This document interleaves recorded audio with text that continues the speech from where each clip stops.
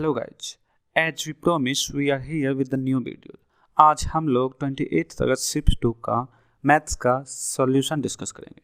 अच्छा, मेरे WhatsApp group पे बहुत सारी क्वेरी आ रही थी कि अभी एग्जाम में बहुत ज़्यादा डिले है और सरकार को कोसने में लगे पड़े हैं।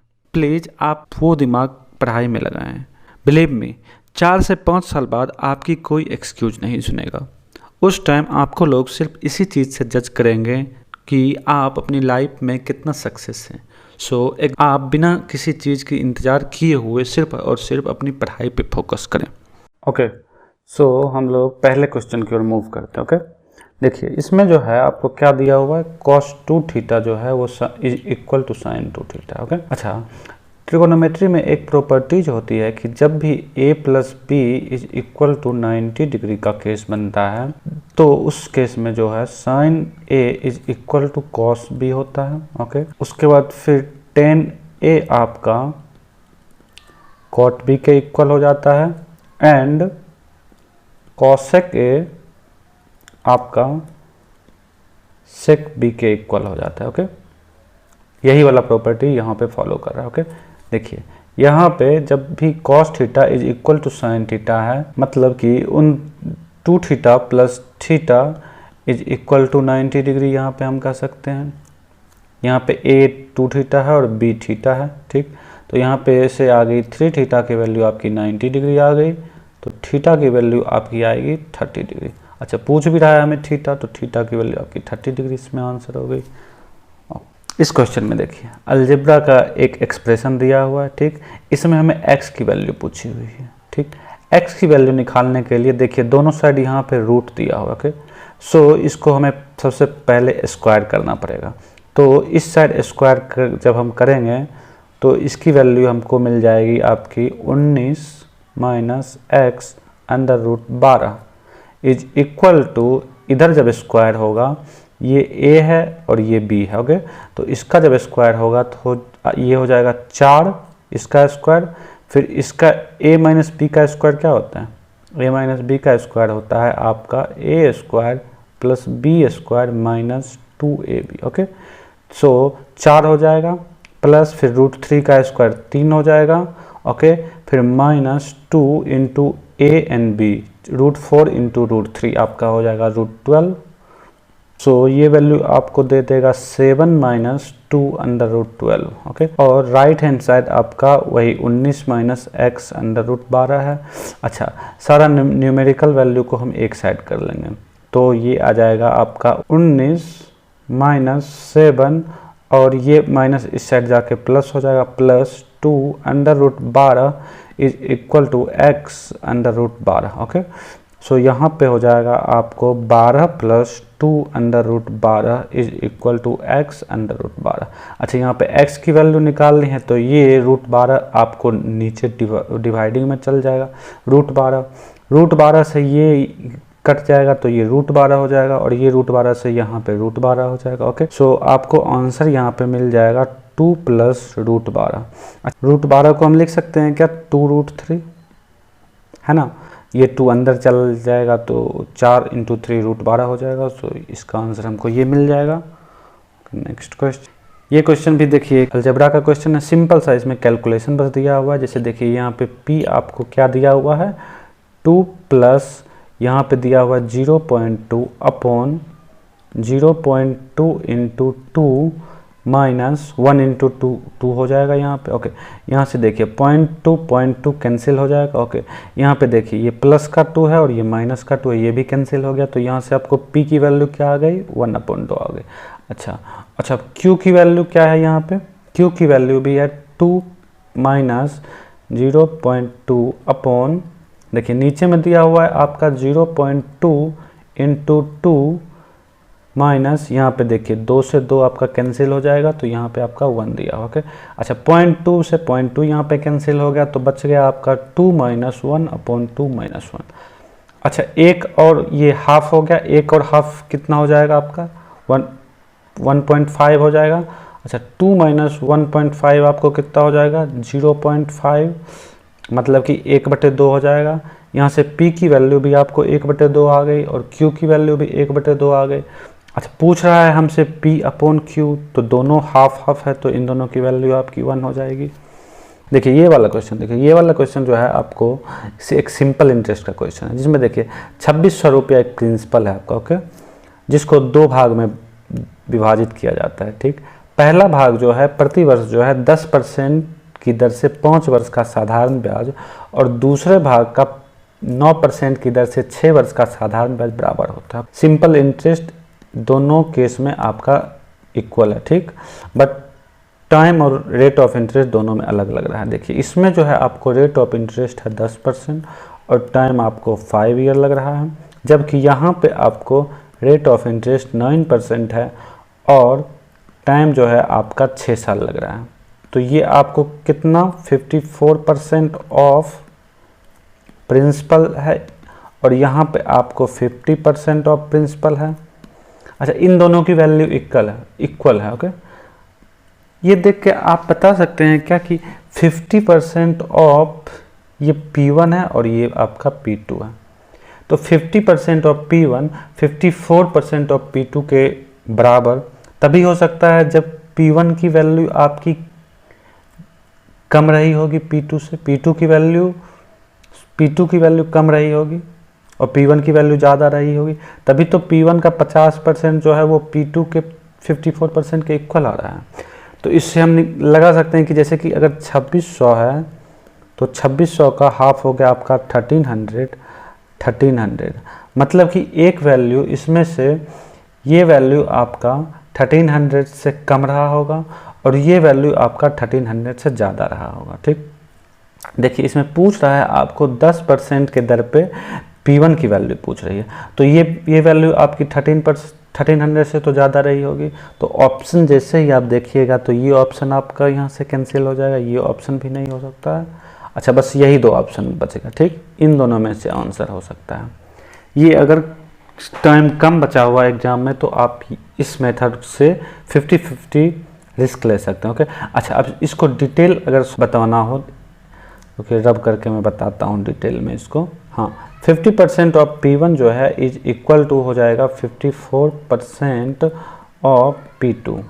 अच्छा, P1 जो है आपका अगर 2600 है तो एक आपका x और दूसरा आपका 2600 माइनस x हो जाएगा, तो यहाँ पे जो है 50% ऑफ x जो है वो इक्वल टू हो जाएगा आपका 54% ऑफ 2600 माइनस x हो जाएगा, ठीक। तो यहाँ से आप देखिए, यहाँ से परसेंट भी आप कैंसिल कर सकते हैं, तो 50x इज इक्वल टू आपका हो जाएगा माइनस का 54x और प्लस का 2600 इंटू 54, तो ये 54 इस साइड जाएगा तो आपको दे देगा 104x is equal to 2600 into 54, okay. अच्छा, इसको देखिए आप 104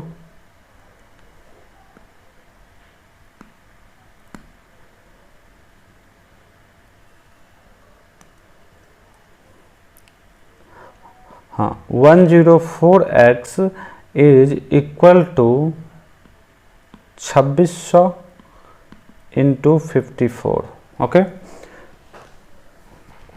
2600 को आप सिंपल कैलकुलेशन के लिए 26 इंटू 100 इंटू 54 लिख सकते हैं, यहाँ पे 104x हो गया।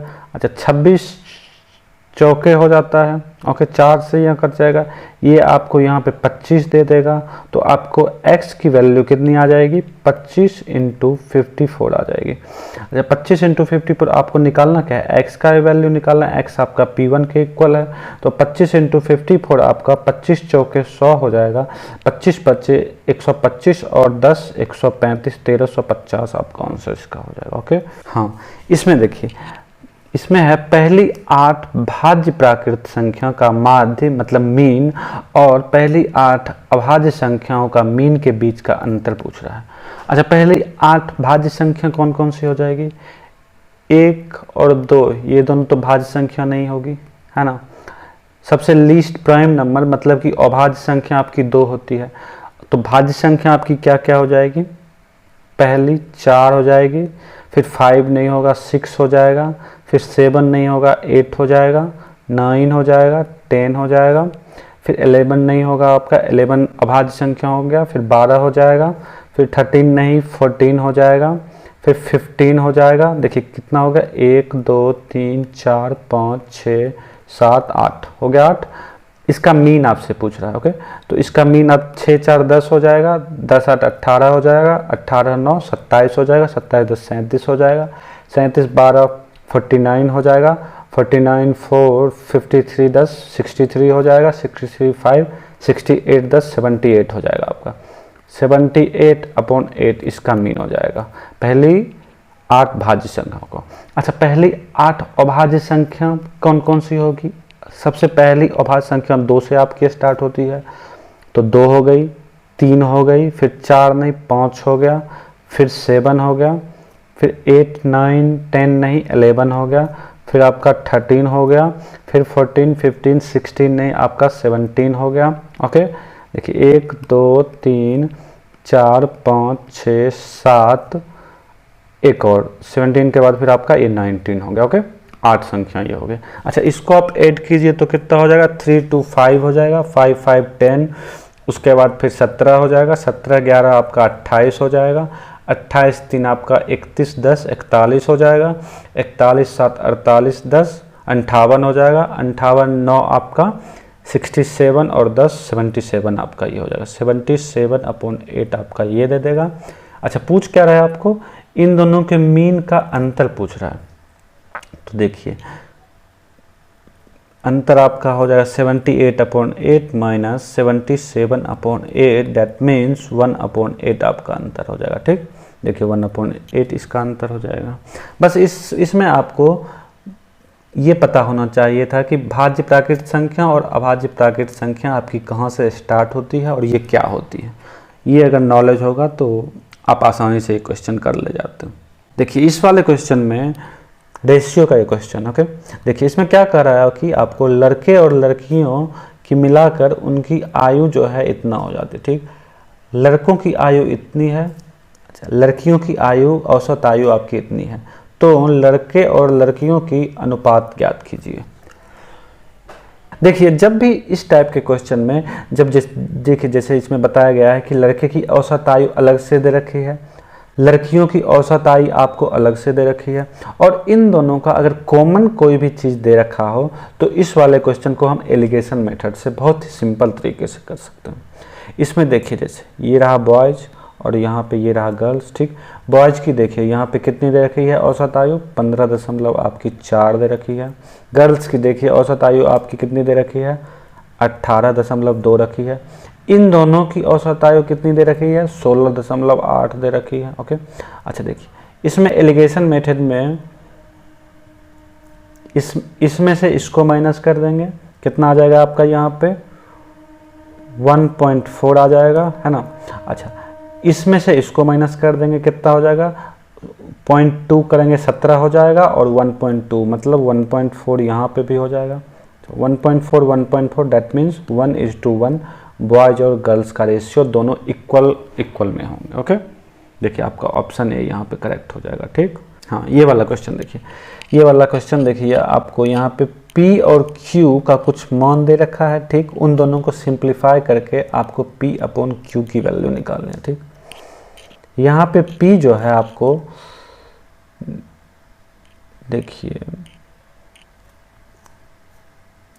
ये आपको a² दिख रहा है, यहाँ पे देखिए आपको b² दिख रहा है, यहाँ पे देखिए माइनस b तो ये दिख रहा है, ये b है ना। अच्छा 2 × 0.3 a × b ये दिख रहा है, तो ये आपका a - b का होल स्क्वायर पे है। p जो है आपका a - b के होल स्क्वायर पे है, जहाँ पे आपका a जो है 0.3 है, ठीक, और b जो आपका है वो है -0.03 है, ओके, इसका स्क्वायर है। तो यहाँ से आपको p की वैल्यू आ जाएगी, यहाँ पे देखिए 3 0 लिख सकते हैं, 0.27 का स्क्वायर आ जाएगा, ठीक।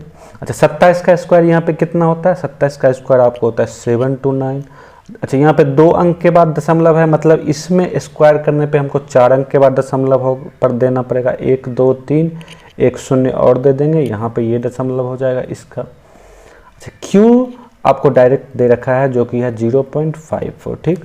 तो P अपॉन Q यहाँ पे आपको हो जाएगा 0.729 अपॉन 0.54। यहाँ पे एक और जीरो करेंगे तो यहाँ पॉइंट से पॉइंट कैंसिल हो गया, ठीक। अच्छा अब इसको फर्दर सिंप्लीफाई आप करेंगे तो ये देखिए आपको 9 से कट रहा है और ये भी आपको 9 से कट के 81 दे देगा, ठीक। अच्छा आप 103 से सिंप्लीफाई कीजिए, 20 हो जाएगा। यहाँ पे आपको 27 हो जाएगा। अब देखिए ये हो जाएगा आपका 20 से कम 20 हो जाएगा, 7, फिर दशमलव 7 है तो 70 हो जाएगा, 20 दिया 60 हो जाएगा, फिर 10, फिर 0 आ जाएगा तो 20 2500 हो जाएगा। अच्छा यहाँ पे देखिए एक 0 हम लगाए थे तो यहाँ पे आपको एक ऊपर में भी 0 लगा दिए थे, तो ये 0 फिर से ऊपर, जब यहाँ पे 10 था तो ये यहाँ पे पॉइंट में जाएगा तो क्या हो जाएगा 0.135 आपका इसमें आ जाएगा। देखिए ऑप्शन 3 इसका आंसर हो जाएगा। ओके अच्छा ये वाला क्वेश्चन देखिए, इसमें जो है ABCD आपका एक समानांतर चतुर्भुज है, मतलब कि ये आपका पैरेललोग्राम है। ABCD आपका एक पैरेललोग्राम हो गया, ठीक। इसमें देखिए BC भुजा जो है उसको E तक इस प्रकार बढ़ाया जाता है। BC भुजा ऐसे सपोज कर लीजिए, A हो गया, B हो गया आपका, ये C हो गया और ये D हो गया। ओके इसमें देखिए BC भुजा जो है, BC भुजा को E तक आपको बढ़ाया जाता है, ठीक। कहीं यहाँ तक इसको बढ़ाया गया है E तक, ताकि BC जो है वो CE के इक्वल हो जाएगा। BC आपका CE के इक्वल हो जाएगा, ठीक। AE जो है, AE CD को, CD ये रहा CD आपका P पर प्रतिच्छेद करता है, मतलब P पर काटता है। AE जो है, AE को आपको मिलाने पर यहाँ पे कहीं काट रहा होगा, ये आपका P है, ठीक। तो इसमें आपको ABE इसका आपको इस वाले पार्ट का आपको A B और E इसका एरिया इसमें पूछ रहा है, ठीक। तो इसका एरिया निकालने के लिए देखिए आपको इस वाले में देखिए ये ट्रायंगल आपका और ये ट्रायंगल आपका दोनों कॉन्ग्रुएंट ट्रायंगल है, ठीक। कैसे है देखिए, यहाँ पे AD जो है, AD आपका यहाँ पे CE के इक्वल है, ठीक। ये यहाँ पे ये देखिए हाफ पॉइंट पे कट कर रहा था तो ये वाला आपका इसके इक्वल हो जाएगा। अच्छा ये दोनों साइड आपका इक्वल है तो ये एंगल जो है, ये एंगल आपका इस वाले एंगल से इक्वल हो जाएगा, है ना। तो ये दोनों ट्रायंगल आपका कॉन्ग्रुएंट ट्रायंगल हो गया, ठीक। तो जब आपको ABE का आपको एरिया पूछ रहा है तो ABE का एरिया यहाँ पे देखिए, ट्रायंगल CPE का एरिया जो है वो आपका ट्रायंगल ADP के एरिया के इक्वल है, ठीक। अब ABCP का एरिया जो है आपका, यहाँ से आपको देखिए यहाँ हो जाएगा ट्रायंगल ABE का एरिया जो है वो हम लिख सकते हैं क्या, एक जो चतुर्भुज आपका है ABCP प्लस ट्रायंगल जो आपका है PCE के इक्वल है, ठीक। अच्छा ट्रायंगल PCE को हम लिख सकते हैं इज इक्वल टू है आपका ट्रायंगल ADP। तो इनका एरिया आपको ये जो चतुर्भुज ABCP और ट्रायंगल आपका ADP के इक्वल है। अच्छा ABCP और ADP मिला के आपको एक ये पैरेललोग्राम दे दिए, ठीक। तो इनका जो एरिया है वो आपका ABCD पैरेललोग्राम के एरिया के बराबर होता है। ये एक स्टैंडर्ड फंक्शन भी है। इस वाले पेपर में टाइम एंड वर्क का बहुत सारा क्वेश्चन है, जैसे कि देखिए ये वाला क्वेश्चन जो है A जो है 20 दिन में कर लेता है, B जो है आपको 30 दिन में कर देगा काम। अच्छा किसी अन्य कार्य के कारण जो है A जो है आपको कार्य करना छोड़ देता है और शेष 5 दिन तक B जो है अकेले कार्य करता है, मतलब A जो है आपको 5 दिन पहले कार्य करना छोड़ देता है। पहले हम A और B के LCM से टोटल वर्क यहाँ पे निकाल लेंगे। ए जो है आपको 20 दिन काम किया और बी जो है आपको 30 दिन काम किया, तो इन दोनों के एलसीएम से आपका 60 यूनिट काम टोटल काम निकल जाएगा। इससे देखिए ए जो है आपका 3 यूनिट पर डे किया है और बी जो है आपका 2 यूनिट पर डे किया है, ठीक। अब देखिए ये दोनों मिलके आपको 5 यूनिट पर डे कर रहे हैं, ठीक। अच्छा ए जो है, देखिए ए जो है आपको 5 दिन पहले काम छोड़ देता है, ठीक। अच्छा ए अगर 5 दिन और काम कर लिया होता तो काम 60 यूनिट से ज़्यादा हो जाता, होता कि नहीं होता। तो 5 दिन में ए कितना यूनिट काम कर लेता 15 यूनिट कर लेता।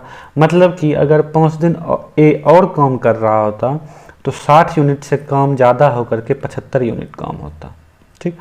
75 यूनिट काम होता आपको किस एफिशिएंसी से, ए और बी की एफिशिएंसी से, जो कि आपकी 5 है। मतलब कि आपको 15 डे काम कंप्लीट होने में लगा, ठीक। नेक्स्ट क्वेश्चन देखिए,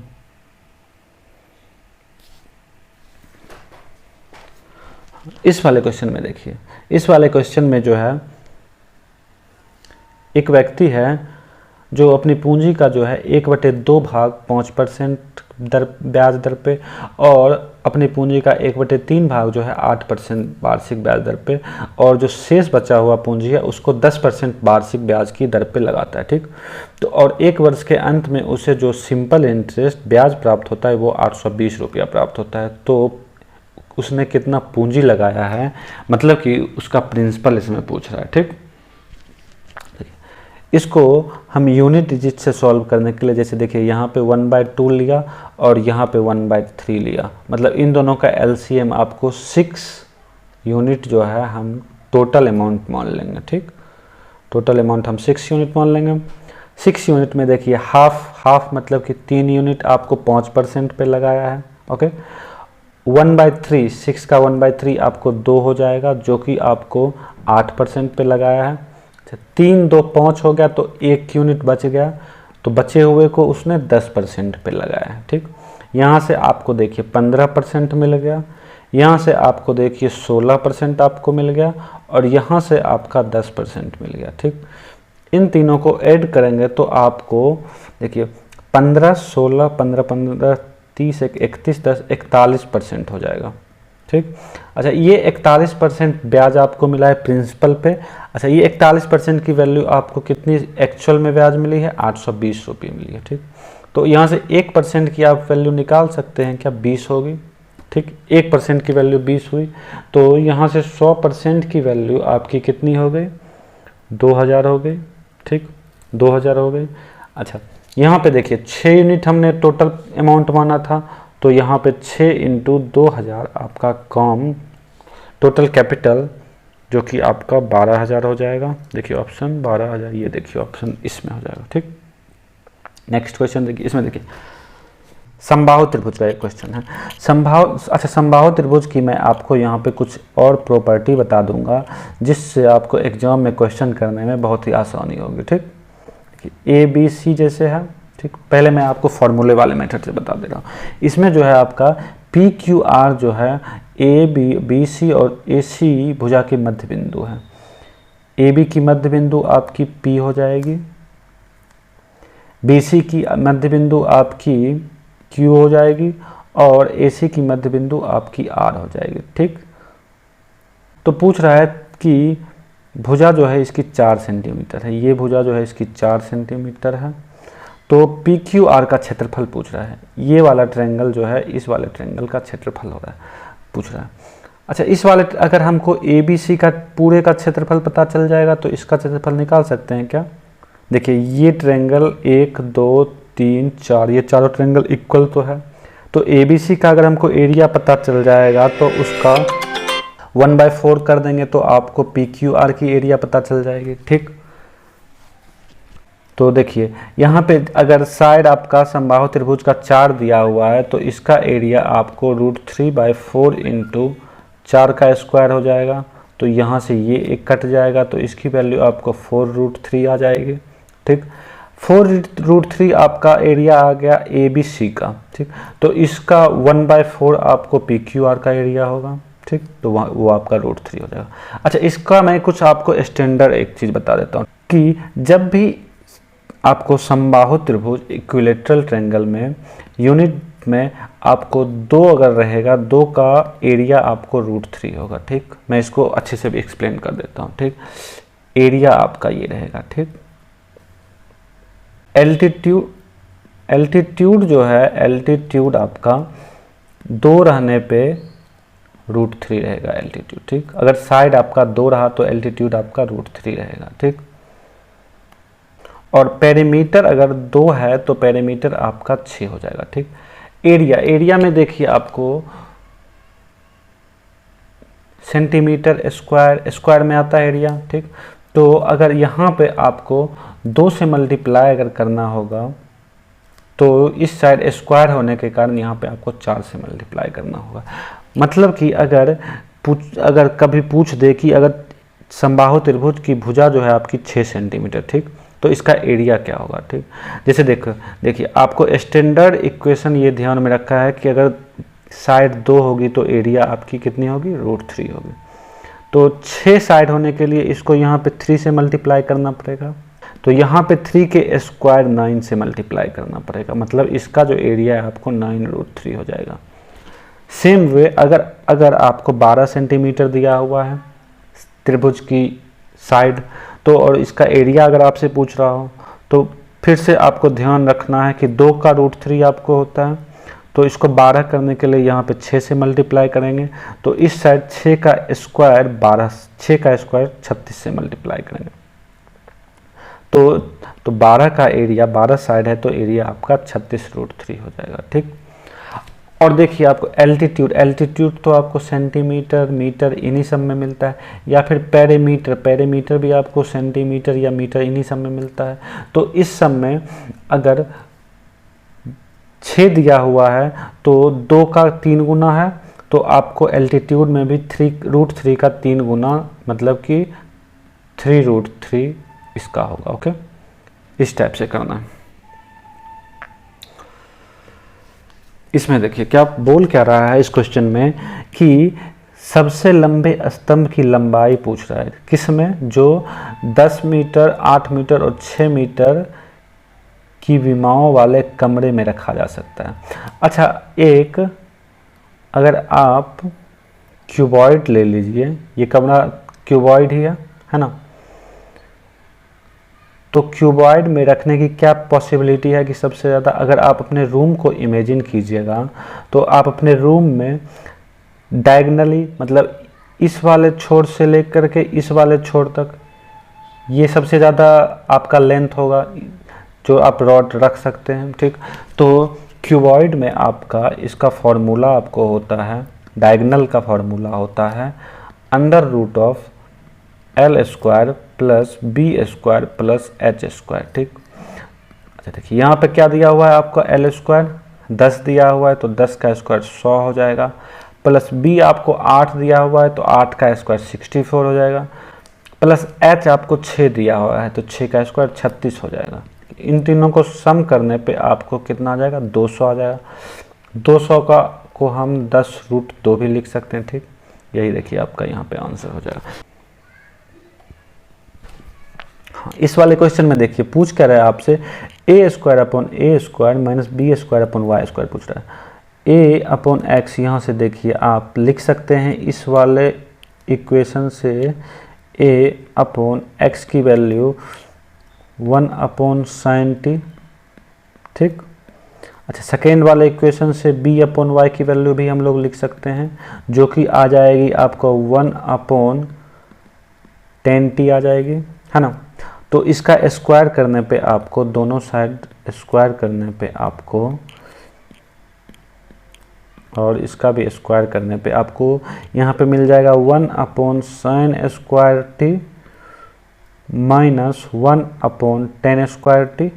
ओके, अच्छा 1/sin² t देखिए यहाँ पे क्या होता है आपका cosec² t, और 1/tan² t क्या होता है cot² t।